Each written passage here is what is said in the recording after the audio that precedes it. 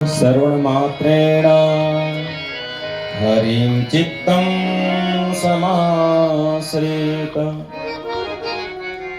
एक बार प्रेम से बोलेंगे जय जय श्री राधे।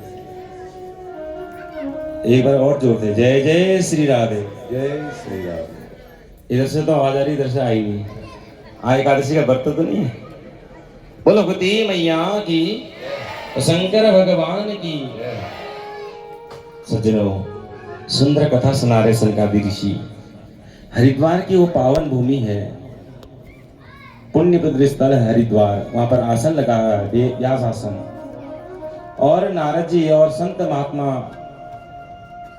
बैठकर बड़े शांत चित्त होकर कथा का श्रवण कर रहे हैं। सनकादि ऋषि कहते हैं सदा सेव्या, बार बार श्रवण करो।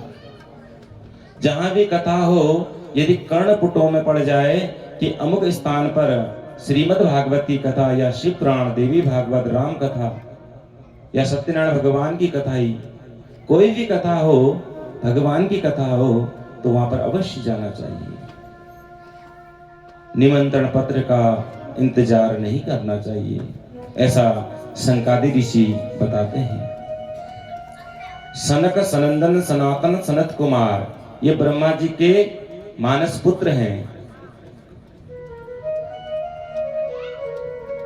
इन सब की कथा आप आगे विस्तार से श्रवण करेंगे। तो इधर सनकादि ऋषि कथा सुनाते हुए कहते हैं कि एक बार किसी भक्त ने कह दिया है कन्हैया हम आपके हो गए, तो बांके बिहारी उस भक्त पर ऐसे चिपक जाते हैं जैसे लोहा चुंबक में चिपक जाता है।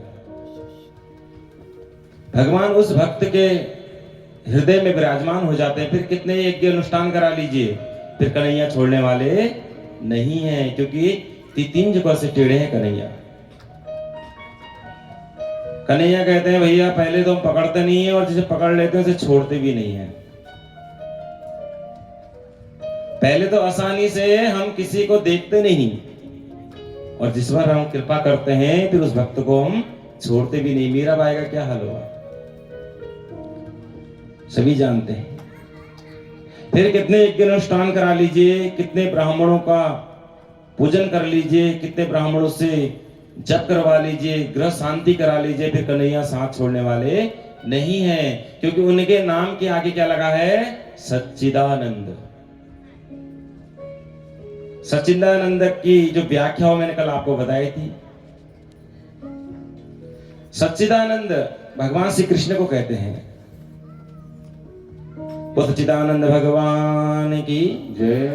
सज्जनों, सच्चिदानंद का अर्थ मैंने कल बताया था आपको, और ये सच्चिदानंद अगर किसी के हृदय में विराजमान हो जाए तो उस भक्त को फिर छोड़ते नहीं, फिर उसके जीवन में जय जयकार प्रकट कर देते हैं। देखिए सच्चिदानंद में पहला शब्द क्या है? स है ना? और ये सौ शब्द कोई और नहीं है, यह सौ शब्द भगवान श्री कृष्ण से संबंधित है। और ये सौ जो शब्द है ये हमारे जीवन से भी संबंधित है। कैसे बताएं आपको?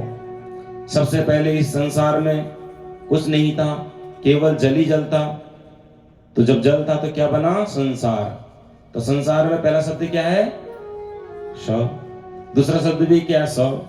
संसार बना तो भगवान ने सृष्टि की रचना करी। सृष्टि में पहला शब्द क्या है? सौ। ये सौ कोई और नहीं, सच्चिदानंद भगवान है। सृष्टि बनी तो क्या बने? सबसे पहले शिशु।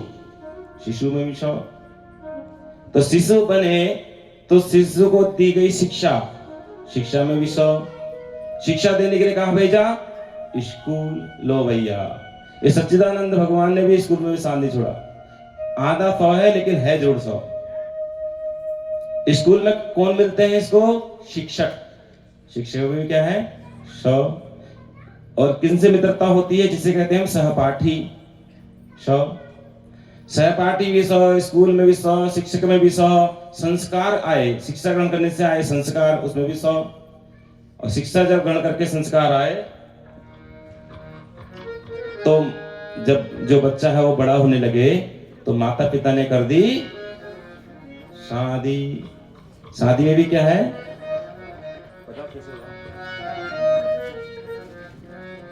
शादी में भी क्या है?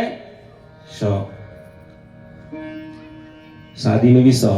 अब देखिए कन्हैया ने कहा भैया अभी तो हम तुम्हारे साथ एक ही थे, अब तुम्हारे हम ससुराल में भी कब्जा जमा लेंगे। ससुराल में भी क्या है? बोले यहाँ ये डबल पावर दिखाएंगे भैया। तो है ना ससुराल, और ससुराल में जो संबंध जोड़ेंगे उसमें भी 100। सास, ससुर, साली, साला, सब में 100 100। तो ये 100 बंदी सच्चिदानंद भगवान है। और वहां नया रिश्ता जुड़ा जिसे कहते हैं समधी। समधी में भी 100। समधिणी, उसमें भी 100। अरे कहीं तो छोड़ दो भैया। बोले यही तो है, हम पहले पकड़ते नहीं, जिसको पकड़ते भी छोड़ते नहीं है। प्रेम से राधे राधे। बोले अब छोड़ दिया? बोले नहीं अभी नहीं छोड़ेंगे। विवाह हो गया, उनकी पत्नी को कहते हैं सहधर्मिणी, इसमें भी 100। फिर समय व्यतीत हुआ, संतान की उत्पत्ति, इसमें भी 100। फिर समय व्यतीत हुआ, एक दिन यही व्यक्ति कहां पहुंच जाता है? बुढ़ापे के बाद कहां पहुंच जाता है? 100 में। 100 भी बन गया उसके 100। कन्हैया ने कहा भैया ये तो पूरी जिंदगी भर साथ दिया, अब हम जिंदगी के बाद भी साथ देंगे। तो परिवार वाले कहां ले जाते हैं उसको? शमशान, वहां भी 100। शमशान लेने के बाद संस्कार की, वहां भी 100। उसके बाद कन्हैया कहते हैं अभी भी